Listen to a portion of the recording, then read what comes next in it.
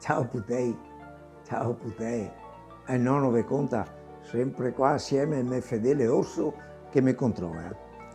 Anche questa non è proprio una fiaba, ma è una storia. È quella del Signore e San Piero. Il Signore si lamentava di questo mondo e diceva: Madonna, che gente peccatrice, e bestemmia così, che mando una grossa tempestata che non era da restare neanche le radici dell'erba. Va a vedere dopo un tocco che dice a San Piero: sì, cambia vita. E San Piero, come al solito, acciappa un sacco del pellegrin e viene sulla terra. E vede tutto rovinato, non c'era una foglia sugli alberi.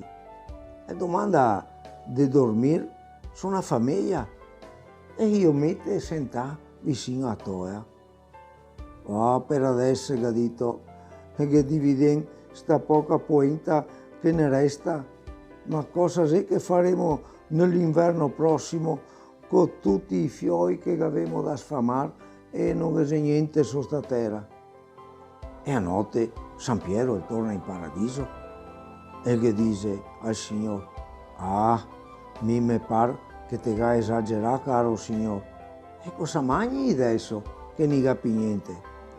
E ora il Signore è venuto sulla terra con tutti i santi e che semena erba per gli animali e agli uomini e che ha insegnato a seminare il formento.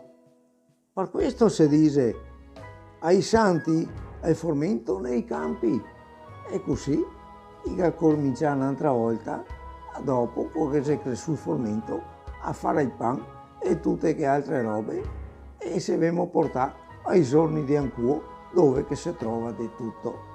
Però non si sa finché andare avanti così.